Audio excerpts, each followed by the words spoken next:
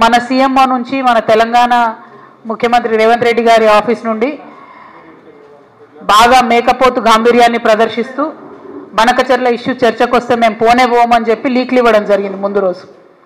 కానీ తీరా తెల్లారి చూస్తే ఏమైందో ఏమో మరి చాలా సంబరంగా ఉత్తమ్ కుమార్ రెడ్డి గారు రేవంత్ రెడ్డి గారు ఇద్దరు కూడా పోయి మరి చంద్రబాబు నాయుడు గారిని ఎదుర్కొని సన్మానం చేసి ఆ ఫోటోలు వీడియోలు చూస్తుంటే అయితే పండగ వాతావరణం కనబడ్డది. మరి అన్నీ చేసి కూర్చున్నారు. సరే మీటింగ్ పోయినాక నేను మీ అందరికీ తెలిసి ఎప్పుడు కూడా సమాచారం లేకుండా మాట్లాడను, నిర్దిష్టమైనటువంటి ఆధారాలు లేకుండా మాట్లాడను. వీళ్ళు మీటింగ్కి పోయినరు, జలశక్తి మీటింగ్కి. మొట్టమొదటి అంశమే ఎజెండాలో బనకచెర్ల జరిగింది. అక్కడ మొట్టమొదటి అంశం బనకచెర్ల ఉంటే కూడా కనీసం పౌరుషం లేకుండా, సిగ్గు లేకుండా ముఖ్యమంత్రి గారు, మన ఇరిగేషన్ శాఖ మంత్రి గారు మీటింగ్ మొత్తం కూడా కూర్చొని అప్పనంగా గోదావరి జలాలని గిఫ్ట్ లెక్క చంద్రబాబు నాయుడు గారి చేతిలో పెట్టి రిటర్న్ రావడం జరిగింది. ఎంత దారుణం అంటే ఇది, ఈ బనకచెర్ల ప్రాజెక్టు కనుక జరిగితే గోదావరి జలాలలో తెలంగాణ యొక్క హక్కులు శాశ్వతంగా హరించిపోతాయి.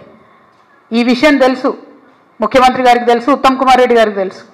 అయినా అటెండ్ అయినరు, అయినా పోయి ఉల్టా సన్మానాలు చేయించుకొని దండలు వేయించుకొని నీళ్లు అప్పనంగా అప్పచెప్పి వెనక్కి రావడం జరిగింది. నిజంగా ఎంత బాధ అనిపించిందంటే ఆడ చంద్రబాబు నాయుడు గారు సన్మానం చేస్తుంటే ముఖ్యమంత్రి గారి ముఖం ఆనందంతో వెలిగిపోతున్నది. కానీ నాకైతే బలిక బక్రాన్ చూసినట్టు అనిపించింది. కానీ ఇక్కడ బలయ్యేది ఎవరు? తెలంగాణ ప్రజలు. తెలంగాణ ప్రజల యొక్క హక్కులు, గోదావరి నదీ జలాల్లో శాశ్వతంగా హక్కులు కోల్పోతాం. ఇది వాస్తవం, ఇది జరిగింది అక్కడ. ఎందుకంటే ప్రెస్ ఇన్ఫర్మేషన్ బ్యూరో తెలుగులో ఒక ప్రెస్ నోట్ ఇచ్చింది, ఇంగ్లీష్లో ఒక ప్రెస్ నోట్ ఇచ్చింది.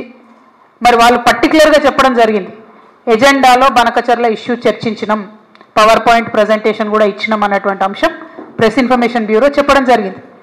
బయటకు వచ్చి ప్రెస్ మీట్ పెట్టి దారుణంగా మన ముఖ్యమంత్రి గారు బుకాయిస్తున్నాడు, ఆయన బొంకుతున్నాడు. అరే జరగనే లేదు, వాళ్ళు అడిగితే కదా మేము కట్టేది. ఎంత దారుణం ఇది! ఇంత సిగ్గులేనితనం ఉంటుందా? ఇంత ఘోరం ఉంటుందా? ఇంత అన్యాయం ఉంటుందా? జరిగింది వాస్తవంగా. అక్కడ అంతమంది సీనియర్ ఆంధ్ర ఇంజనీర్లు ఉన్నారు, ఇక్కడ సీనియర్ తెలంగాణ ఇంజనీర్లు ఉన్నారు. జరుగుతున్నటువంటి నష్టమేంది, మీరు ప్రదర్శిస్తున్నటువంటి వైఖరేంది? ఇంత నాన్ సీరియస్గా ఉండేటటువంటి ముఖ్యమంత్రికి నిజంగా మన రాష్ట్రాన్ని పరిపాలన చేసే హక్కే లేదు. ముఖ్యమంత్రి గారు తక్షణమే రాజీనామా చేయాలని ఈ సందర్భంగా నేను డిమాండ్ చేస్తూ ఉన్నాను.